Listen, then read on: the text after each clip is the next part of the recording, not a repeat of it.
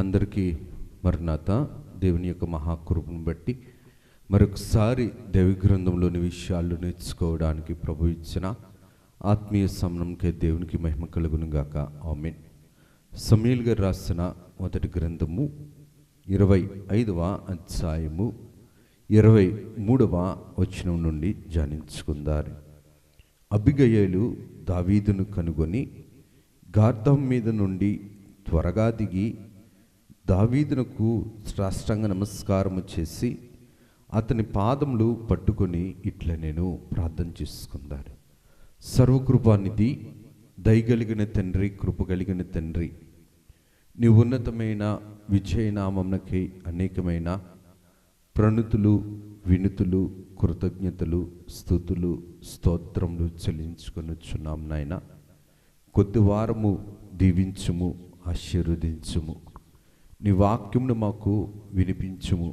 సంఘములో మేము ఉండవలసిన స్థానంలో ఉండగలుగుటకు, ఉండకూడని స్థితిలో ఉండకుండా ఉండుటకై మీరు మాతో మాట్లాడండి.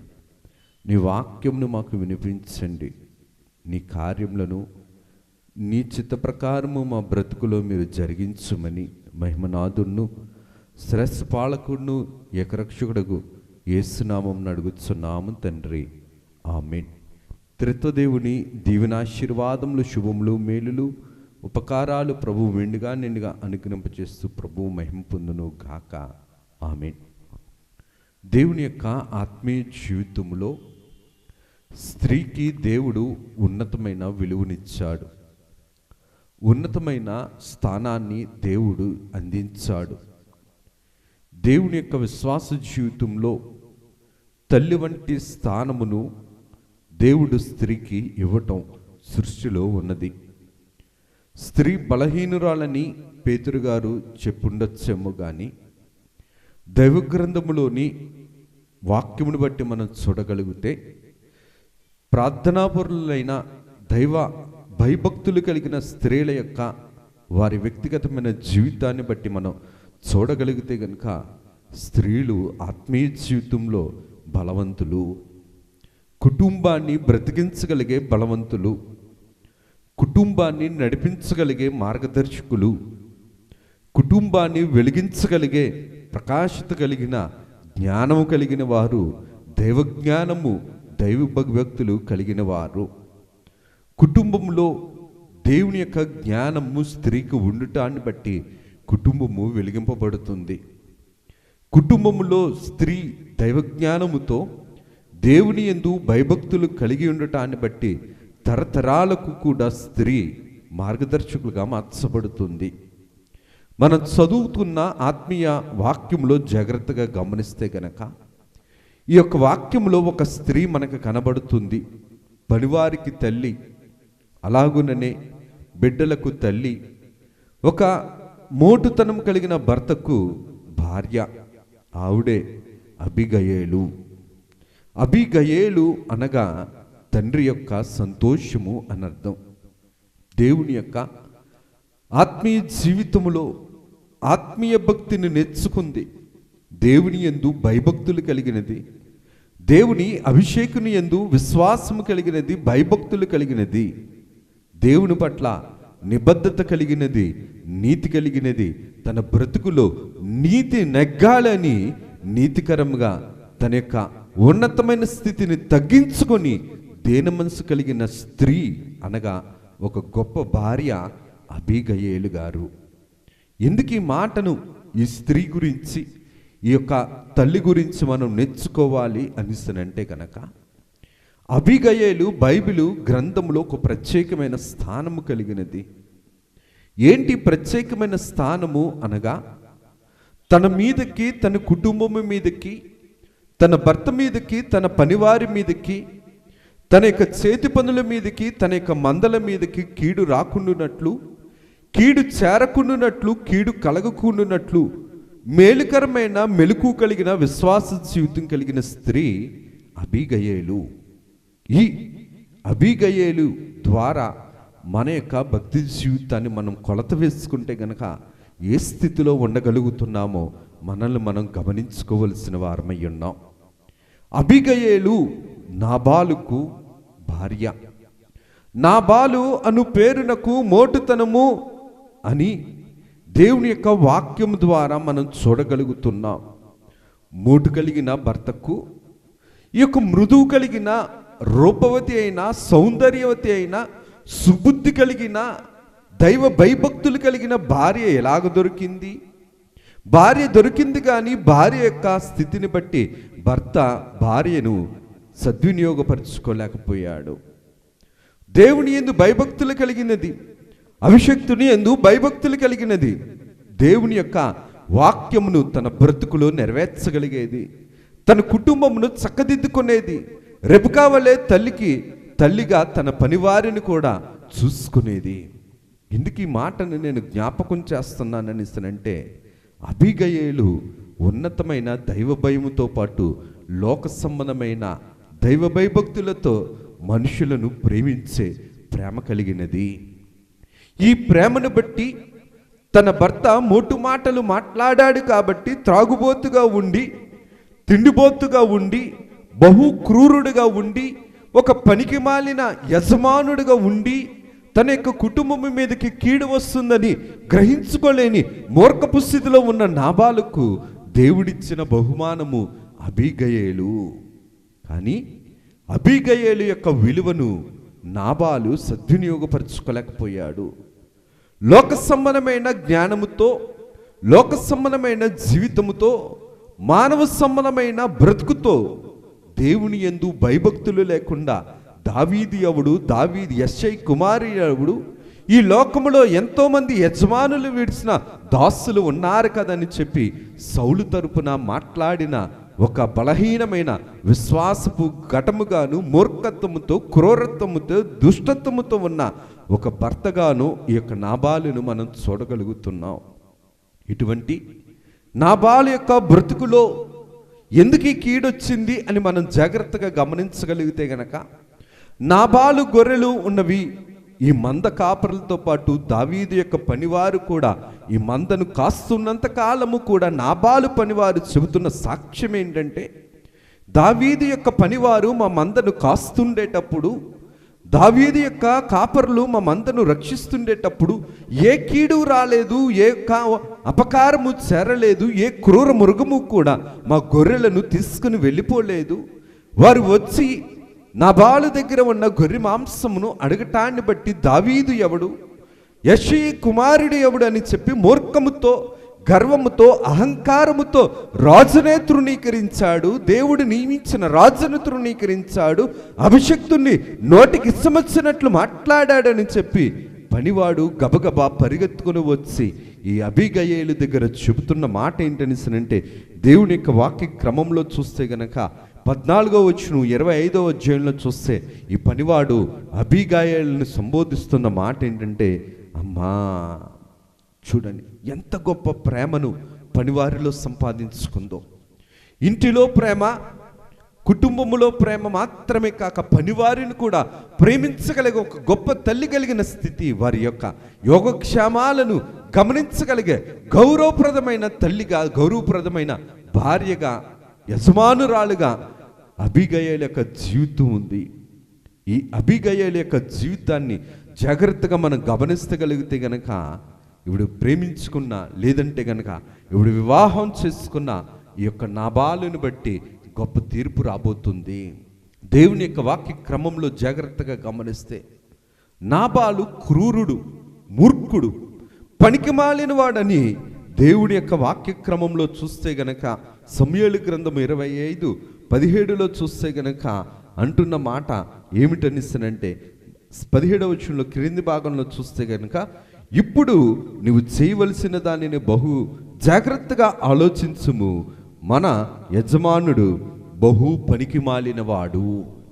అమ్మా, ఇప్పుడు బహు జాగ్రత్తగా ఆలోచించాలి అని ఒక యజమానురాలికి ఒక దాసుడు వచ్చి మంచి చెబుతుండేటప్పుడు తనలో గర్వము లేదు కాబట్టి, తనలో అహం లేదు కాబట్టి, తనను ప్రేమించగలిగింది కాబట్టి, పనివాడిని ఇంటి కుటుంబ సభ్యులుగా క్షేమము కలిగిన వారిగా ప్రేమించగలిగింది కాబట్టి క్షేమము చెబుతుండేటప్పుడు, మంచి చెబుతుండేటప్పుడు తప్పును ధిక్కరిస్తుండేటప్పుడు భర్త మీద చాడి అని కాదు కానీ కుటుంబ భవిష్యత్తు గురించి మంచి మాట చెబుతుండేటప్పుడు అబీగయేలు గారు ఈ తల్లి ఎంత జాగ్రత్తగా వినిందో చూడండి. ఏ భర్త దగ్గరికి, ఏ భార్య దగ్గరికి వచ్చి ఏ భర్తను తిడితే ఏ భార్య ఊరుకుంటుంది? కానీ ఒక్క మాట మాట్లాడలేదు, ఒక్క మాట తృణీకరించలేదు. భర్తను గురించి భార్య దగ్గరకు వచ్చి మన యజమానుడు పనికి మాలినవాడు అని చెబుతుండేటప్పుడు ఏ భార్యకైనా కోపం వస్తుంది కదా. కానీ నీతి కలిగిన అబీగయేలు, నీతిని సంపాదించుకోవడానికి ఆశపడే అబీగయేలు, తప్పును తప్పుగా ఒప్పును ఒప్పుగా చూసుకునే దేవుని ఎదుట భయభక్తులు కలిగిన ఈ అబీగయేలు యొక్క జీవితము మనకు మాదిరిగా ఉండాలి.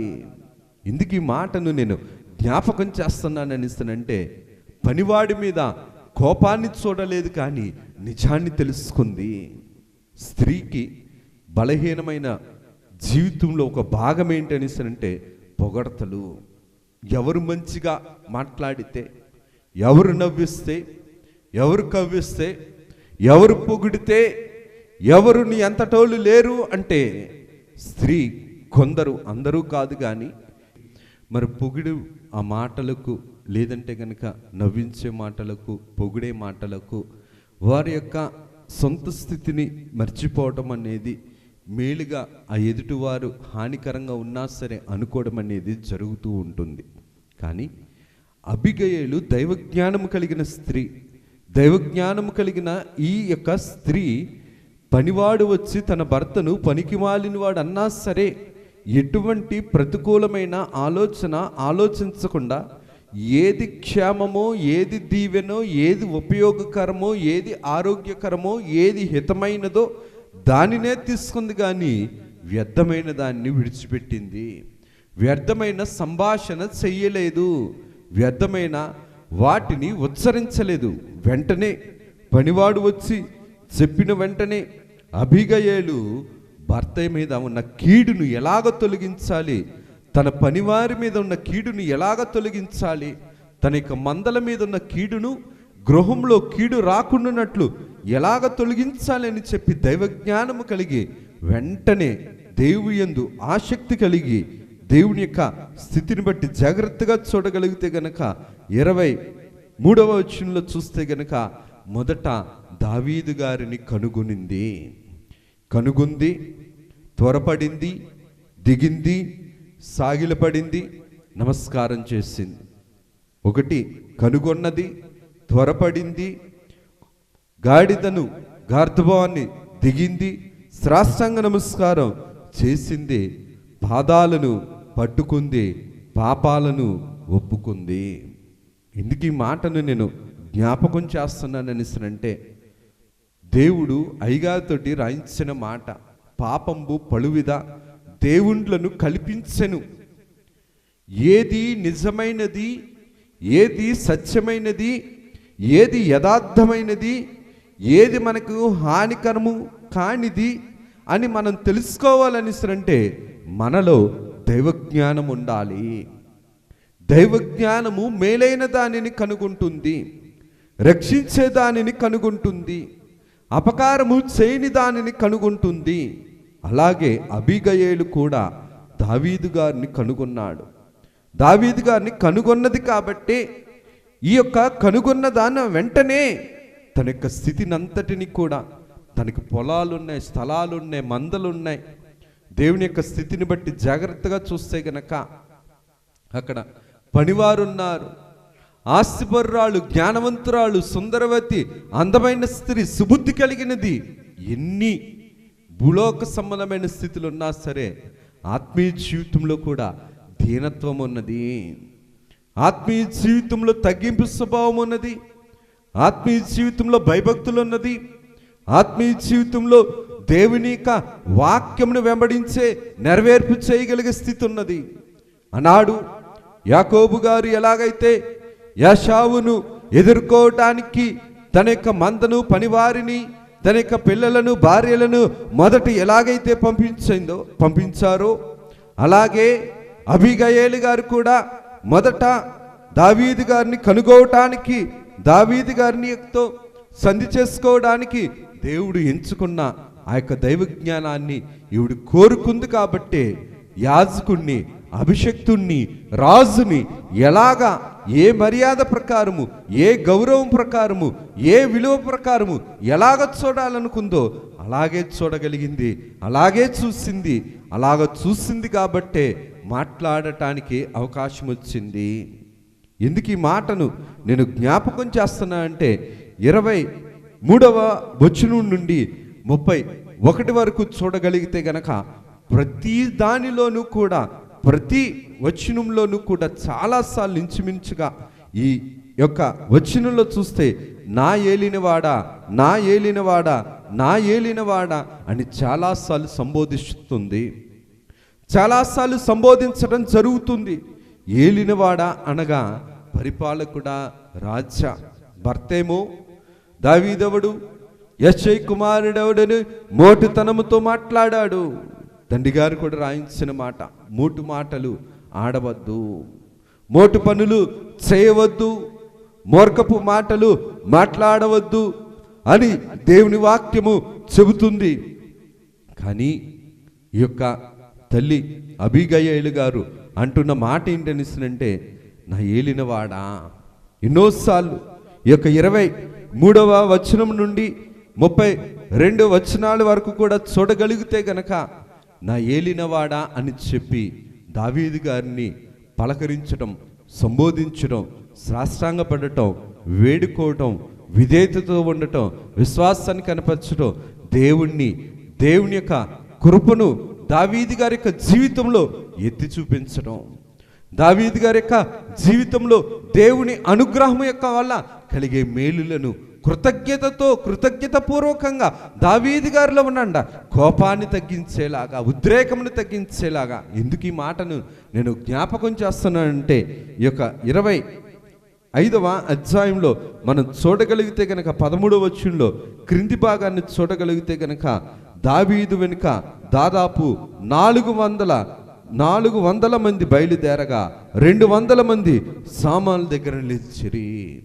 మొత్తం 600 మంది సైన్యాన్ని వేసుకొని దావీదు గారు నాబాతును శిక్షించడానికి బయలుదేరుతున్నారనిసనంటే 600 మంది కలిశారు అనిసనంటే నాబాతు యొక్క కుటుంబమే కాదు, నాబాతు గారికి కలిగిన ప్రతి విధమైన దానిని కూడా దావీదు గారు మరి లేకుండా చేయగలరు.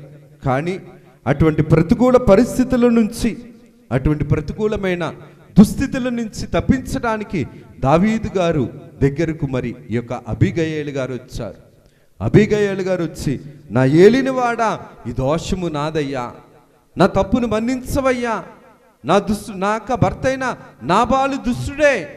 కానీ అయ్యా, నువ్వు ఆరాధించిన దేవుడు ఎదుట, నువ్వు పూజించే దేవుని ఎదుట, నువ్వు స్తుతిస్తున్న దేవుని ఎదుట, నిన్ను దీవించిన దేవుని ఎదుట, అయ్యా నీ రక్తము నిష్కారణంగా ఒక మనిషిని చంపిందను నేరము కానీ, ఒక మనోవిచారమైన దుఃఖమైనను నీ యొక్క జీవితంలో ఉండకూడదయ్యా.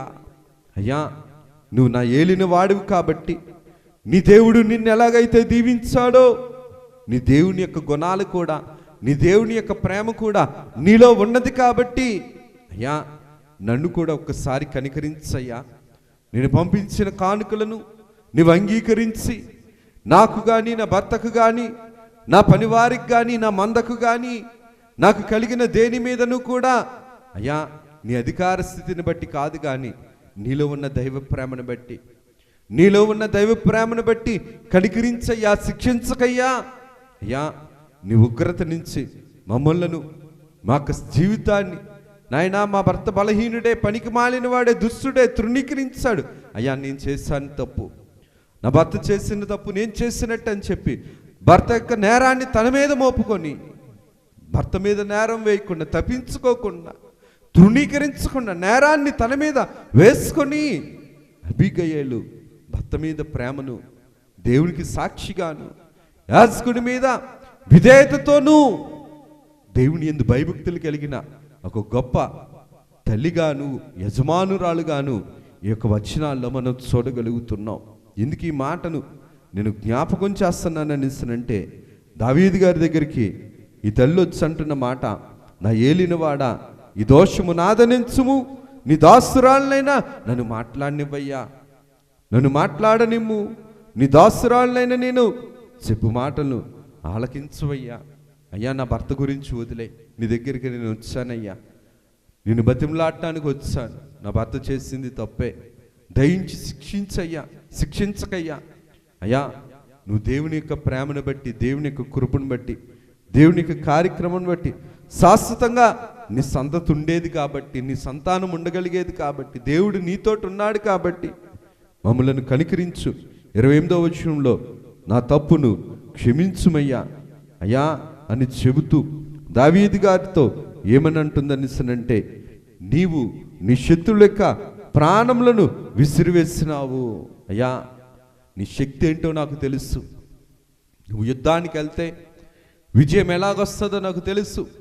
ఒక రాయిని విసిరినట్లు శత్రువుల యొక్క ప్రాణాలను నువ్వు విసిరివేయగలిగా అంత శక్తిమంతుడవు. అంతగా నీ దేవుడైన యెహోవా నిన్ను దీవించాడు, అంతగా నీ దేవుడైన యెహోవా నిన్ను ఆశీర్వదించాడు, అంతగా నువ్వు పూజిస్తున్నా, నిన్ను ఆరాధిస్తున్నా, నువ్వు ఆరాధిస్తున్నా, నువ్వు నమ్ముతున్నా, నీ విశ్వాసం ఉంచున్నా, నీ దేవుడు తోడయ్యా, నీ దేవుడైన యెహోవా జీవము తోడయ్యా, కనికరించు అని చెప్పి అబీగయేలు దావీదు గారిని ప్రాధేయపడుతున్నట్లుగా మనం చూడగలుగుతున్నాం. ఎందుకు ఈ మాటను నేను జ్ఞాపకం చేస్తున్నాననిసనంటే, యోగ్యురాలు తన పెనిమిటికి కిరీటము, యోగ్యురాలైన భార్య తన పెనిమిటికి కిరీటము. భార్యకు కిరీటము భర్త కాబట్టి, భర్తను కాపాడుకునే భక్తి జీవితం భార్యలో ఉండాలి కాబట్టి, భర్తను కాపాడుకోగలిగే జ్ఞానశక్తులు కూడా భార్యలో ఉండాలి కాబట్టి, దేవుని యందు భయభక్తులు కలిగి ఉండటాన్ని బట్టి ఎటువంటి స్థితి సంపాదించుకోగలదు కాబట్టి, యోగ్యురాలు తన పెనిమిటికి కిరీటము వంటిది. నిజంగా అబీగయేలు ఉన్నతమైన దైవ ప్రేమ కలిగినది, దైవ కటాక్షములు కలిగినది, దేవుని వాక్యాన్ని అనుసరించేది, దేవుని యాజకుల పట్ల భయభక్తులు కలిగి ఉన్నది. ఎందుకు ఈ మాటను నేను జ్ఞాపకం చేస్తున్నానంటే, నాబాలు ఎంత మూర్ఖుడో, ఎంత క్రూరుడో, ఎంత త్రాగుబోతో, ఎంత తిండిపోతో, ఎంత క్రూరత్వం కలిగిన వాడో, ఎంత పనికి మాలిన వాడో, అంత రూపవతి, అంత సౌందర్యవతి, అంత సుబుద్ధి కలిగినది, అంత విశ్వాసం కలిగినది, దేవుని యందు భయభక్తులు కలిగినది, దేవుని ఎదుట, దేవుని యాజకుల ఎదుట, రాజు ఎదుట, దేవుడు నియమించిన రాజు పట్ల సాష్టాంగ నమస్కారము చేసే, పాదాలను పట్టుకోదే దేని మనసు, సాత్వికమైన మనసు, విధేయత కలిగిన మనస్సు ఈ స్త్రీలో ఉన్నది. మీకాలు గర్వముతో పాడైపోయింది, గర్విష్ఠురాలుగా పాడైపోయింది, తన్ను తాను చూసుకుంది, తన పెంపకాన్ని చూసుకుంది. కానీ జ్ఞానవంతురాలు భవిష్యత్తును చూస్తుంది, అందరికీ మేలుగా ఉండాలని చూస్తుంది, స్వార్థం చూసుకోదు, కీడు చూడదు, కీడు ఆలోచించదు. జ్ఞానవంతురాలు అందరికీ దీవెనగా ఉండాలి, తనకు కూడా దీవెనగా ఉండాలి, తన కుటుంబానికి దీవెనగా ఉండాలి. రెబెకా ఎలాగైతే తన ఇంటికి, అత్తింటికి, పుట్టింటికి ఎలాగైతే దీవెనగా వేవేల మందికి మార్చబడిందో, ఈ యొక్క అబీగయేలు కూడా తన పనివారి చేత కూడా అమ్మా అని పిలిపించుకునే ప్రేమాభిమానాలు సంపాదించుకున్న ఒక అద్భుతమైన జీవితం కలిగిన స్త్రీ ఈ యొక్క అబీగయేలు గారు. ఇందుకు ఈ మాటను నేను జ్ఞాపకం చేస్తున్నానంటే, ఈ తల్లి అంటున్న మాట ఏంటంటే, 28వ వచనంలో మనం చూడగలిగితే, నీ దాసురాలైన నా యొక్క తప్పును క్షమించయ్యా. తప్పేమో భర్త చేశాడు, కాని మాట మాట్లాడాడు. అందుకనే తండ్రి గారు రాసుకొని వచ్చారు, నీ వాడు మాట నీవు మరుతువేమో కానీ దేవుడు మరవడు. పాపావృత్తిని 101వ పాటలు అయ్యగారు రాయించిన మాటే. పాపావృత్తిని మానుకొనుము పాటలో, నీ వాడు మాట నీవు మరుతువేమో కానీ దేవుడు మరవడు. మనం ఆడే మాటలు, మనం మాట్లాడుతున్న మాటలు మనకు కీడుని తెచ్చేవో, దీవెని తీసుకొచ్చేవో, మనం గ్రహించుకోగలిగే జ్ఞానం ఇచ్చేది కేవలము దైవ జ్ఞానము మాత్రమే. దైవ భయం ఉంటే దైవ జ్ఞానం ఉంటుంది. దైవ జ్ఞానము లేదు కాబట్టే, దైవ భయము లేదు కాబట్టే నాబాలు దేవుడు నిలబెట్టిన దావీదు గారిని అనకూడని మాటలు మాట్లాడాడు కాబట్టే అనుకొనని శ్రమ నాబాలింటికి వచ్చినప్పటికీ కూడా దేవుని కృప ఇంకా అబీగయేలు ద్వారా వాడబడుతుంది. కాబట్టి అబీగయేలు దావీదు గారి దగ్గరికి వచ్చి అంటున్న మాట ఏంటనిస్తుందంటే, అయ్యా నీ దాసురాళ్ళైనా నా తప్పును నువ్వు మన్నించయ్యా, క్షమించయ్యా. ఎంత ఉన్నతమైన మనసు చూడండి. అందుకనే తండ్రి గారు రాసుకొని, నీ వాడు మాట నీవు మరుతువు దేవుడు మరవుడు అన్నట్టే కాదు, ఇంకో మాట కూడా రాసుకొని వచ్చారు కదా పాటల్లో మనం పాడుకుంటాం, ఎవరి యొద్ద తప్పు చేసినావో వారి యొద్ద ఒప్పుకొనుము.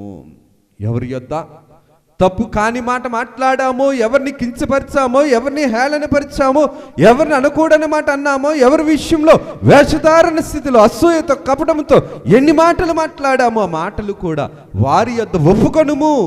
ఒప్పుకొనంత వరకు కూడా, ఒప్పుకొనని వాడు మరింత గొప్ప పాపియే, దేవునికి దూరస్తుడని వాక్యం చెబుతుంది.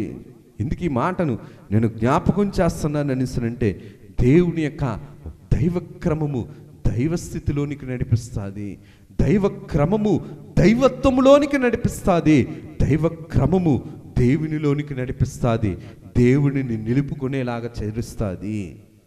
ఒకప్పుడు అబీగయేలు లోకములో ఉన్న స్త్రీ, లోకములో పెరిగిన స్త్రీ, లోకములో దేవునిని తెలుసుకున్న స్త్రీ, లోకములో దేవుని వాక్యమును గ్రహించుకున్న స్త్రీ, లోకములో దేవుని వాక్య ప్రకారము నడవబడిన స్త్రీ, లోకములో దేవుని వాక్య క్రమమును తన గృహములో జరగాలని కోరుకున్న నీతిమంతురాలైన స్త్రీ భార్య ఎవరు అనేసరంటే అబీగయేలు. అందుకని లోకములో ఉన్న ఈ స్త్రీ దేవుని యొక్క వాక్య క్రమములో చూడగలిగితే గనక సియోను కుమార్తెగా, అనగా దావీదు పురములో ఉన్నట్లుగా దేవుని యొక్క వాక్య క్రమంలో మనం చూడగలుగుతున్నాం. ఎందుకు ఈ మాటలు నేను జ్ఞాపకం చేస్తున్నాను అనేసనంటే, దేవుని యొక్క కృప మహోన్నతమైనది, మహిమ కలిగినది.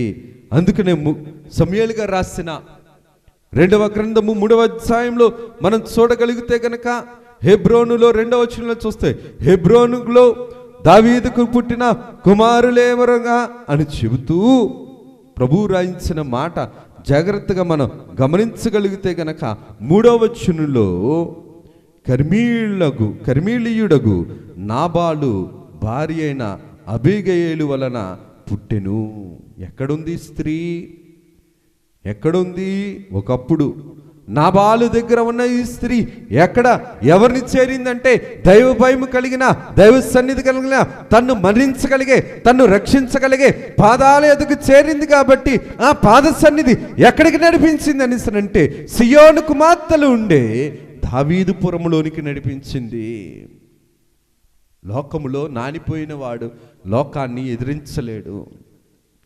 లోకములో నానని వాడు, అనగా మన మనసులో ఏదైతే ఉంటుందో దాన్ని మనం ఎదిరించలేం కదా. కానీ దేవుణ్ణి ఎదిరించలేదు లోకం కోసం నాబాలు భార్య అయిన అబీగయేలు దేవుణ్ణి చేర్చుకుంది, దేవుణ్ణి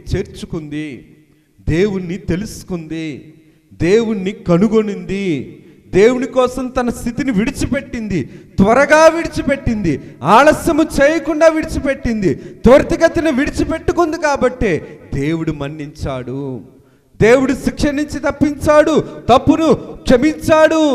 క్షమించగలిగే వారి దగ్గరకు చేరగలగాలి. ఎందుకు ఈ మాటను నేను జ్ఞాపకం చేస్తానంటే, పోయిన చోట వెతుక్కోవాలి అన్నట్లు, క్షమించగలిగే చోటే క్షమాపణ ఉంటుంది. క్షమించలేని చోట ఎన్నిసార్లు క్షమించమని ఉన్నా సరే అవి కన్నులుండి చూడవు, చెవులుండి వినవు, ముక్కుండి వాసన చూడవు. ఇందుకు ఈ మాట నేను జ్ఞాపకం చేస్తుంటే, దేవుడు సజీవము కలిగిన దేవుడు. సజీవము కలిగిన దేవుని దగ్గర సజీవమైన క్రియలతో మనం ఉండాలనిసరంటే, పాపము పరమాత్మని మరుగు చేస్తున్నట్లు అబీగయేలు మీదకి కీడొస్తుండేటప్పుడు మీరు శోధనలో ప్రవేశింపుకున్నట్లు మెలకుగా ఉండి ప్రార్థన చేసుకోండి అన్నాడు దేవుడు. అలాగే త్వరపడింది, మెలుగు కలిగి సిద్ధపడింది, వెంటనే కనుగొన్న ఈ అబీగయేలు వెంటనే దావీదు దగ్గరికి వచ్చి అంటున్న మాట ఏంటనిసనంటే, అయ్యా నేను చేసిన తప్పును క్షమించవయ్యా. అందుకు దావీదు గారి యొక్క స్థితిని జాగ్రత్తగా చూడగలిగితే 32వ వచనంలో చూస్తే, నాకు ఎదురు పట్టకై నిన్ను పంపిన ఇశ్రాయేలు దేవుడైన యెహోవాకు స్తోత్రము కలుగును గాక. నేను పగ తీర్చుకొనకుండాను ఈ దినము ప్రాణము తీయకుండాను నన్ను ఆపినందులకై నీవు ఆశీర్వాదము నందును గాక. చూడండి, శిక్షకు పాత్రులుగా ఉన్న ఈ కుటుంబాన్ని ఒక్కసారిగా ఆశీర్వాదానికి పాత్రులుగా మార్చింది. తన భర్తను చంపడానికి వచ్చిన ఈ దావీదు యొక్క కృపను పొందుకుంది. దేవుడి యొక్క స్థితిలో కూడా దేవుడు న్యాయస్థుడు. పాపాన్ని ప్రేమించేవాడు కాదు. పాపము చేస్తూ ఉంటే జీవించని వదిలేసేవాడు కాదు,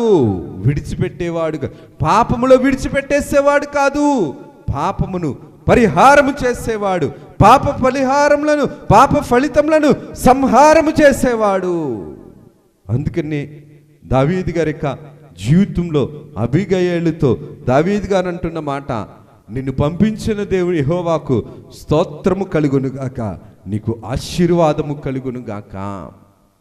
ఈ దీవెన దేవుని దగ్గర, దేవుణ్ణేమో స్తుతించగలిగే ఆత్మీయ జీవితము, దేవుని దగ్గర నుంచి ఆశీర్వాదము పొందుకునే ఆత్మీయ జీవితము ఒక విశ్వాసిగా, ఒక తల్లిగా, ఒక భార్యగా మనం సంపాదించుకోగలుగుతున్నామా? మనల్ని మనం జ్ఞాపకం చేసుకోవలసిన, మనం పడుతున్న భక్తిలో పడుతున్న కష్టము, మన విశ్వాస జీవితము, మన యొక్క నిరీక్షణ జీవితము, మన యొక్క ప్రార్థనా జీవితము దేవునికి మహిమకరముగాను, మనకి ఆశీర్వాదకరముగాను, కుటుంబానికి సజీవకరముగాను, సంఘానికి యోగక్షేమాలు కలిగే కరముగాను ఉండగలుగుతున్నామా?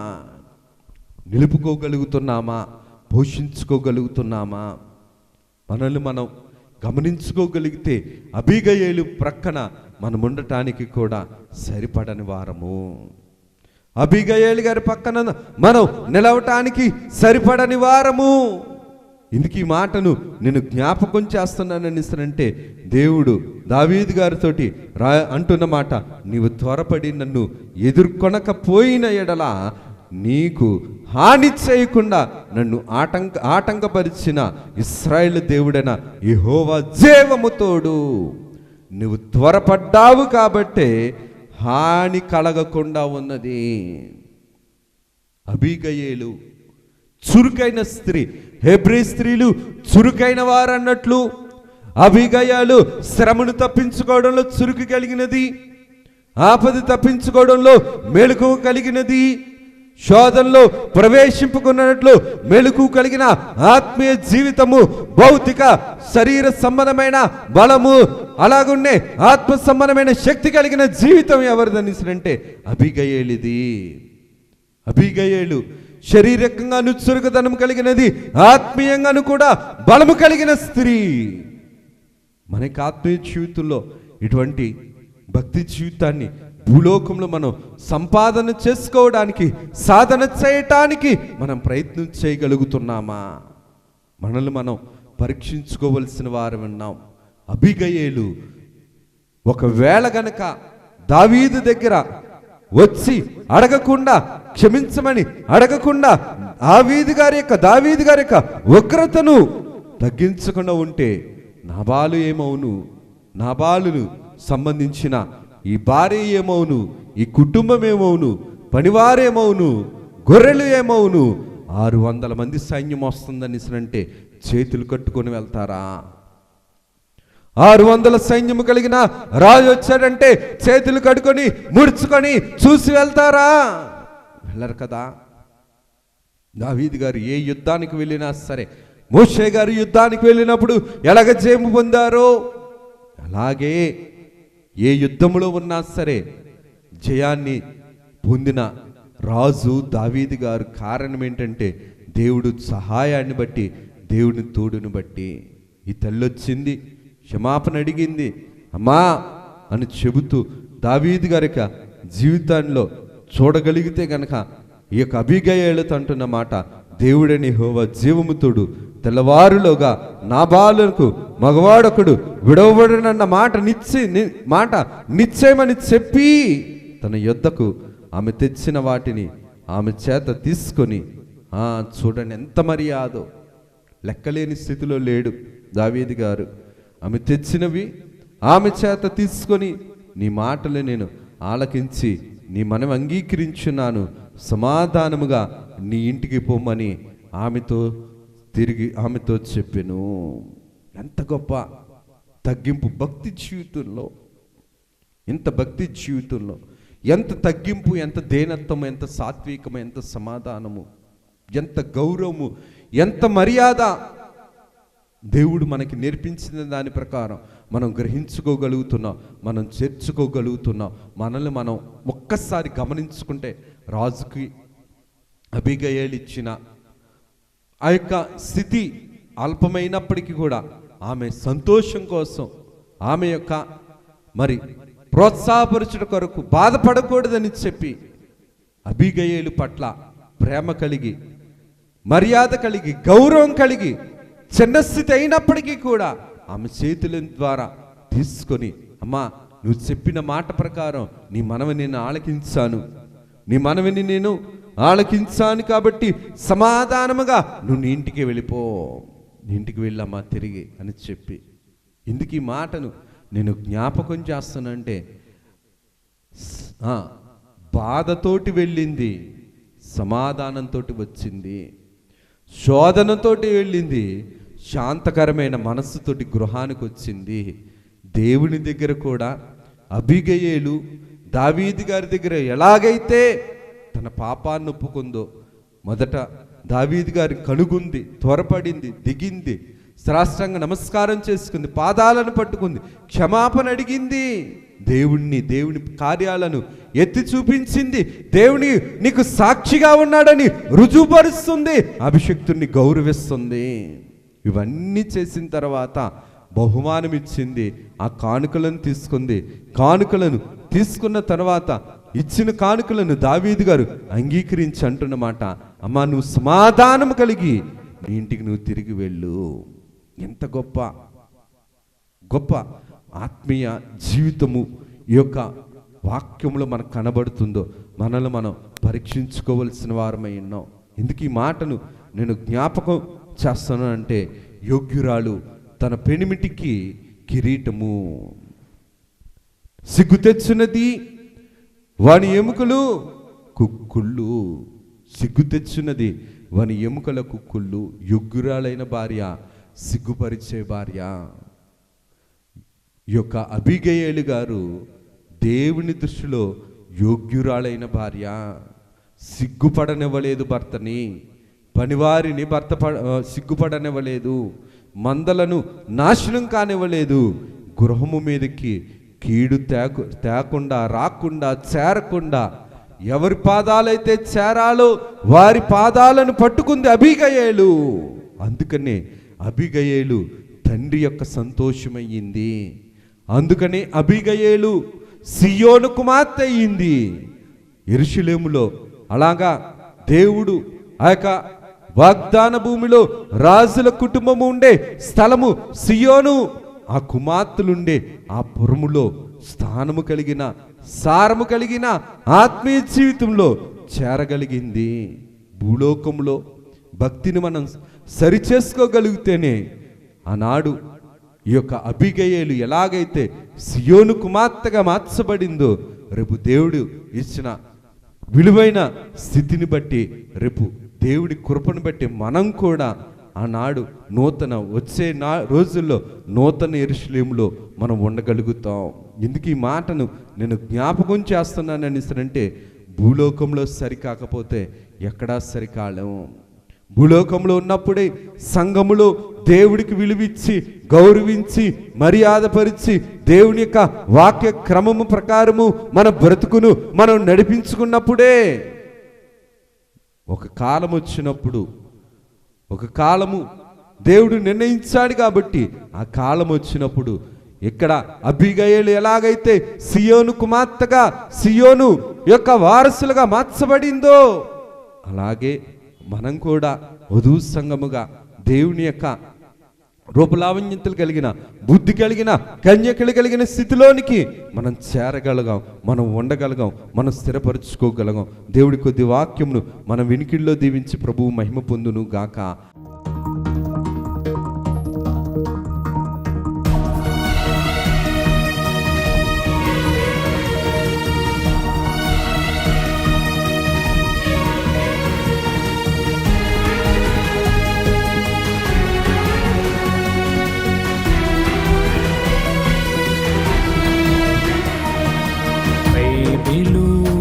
ప్రకటన,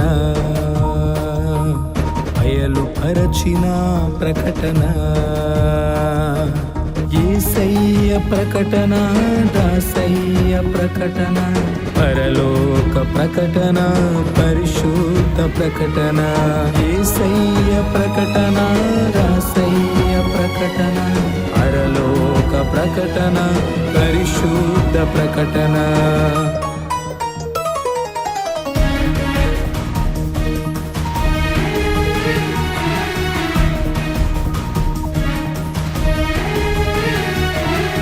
ప్రకటన, బైబిలు ప్రకటన, బయలుపరచిన ప్రకటన, విమలాత్మ ప్రకటన, విజయాత్మ ప్రకటన, విశ్వాసికి ప్రకటన, విజ్ఞాపన ప్రకటన, విమలాత్మ ప్రకటన, విజయాత్మ ప్రకటన, విశ్వాసికి ప్రకటన, విజ్ఞాపన ప్రకటన. ప్రకటన, బైబిలు ప్రకటన, బయలుపరచిన ప్రకటన.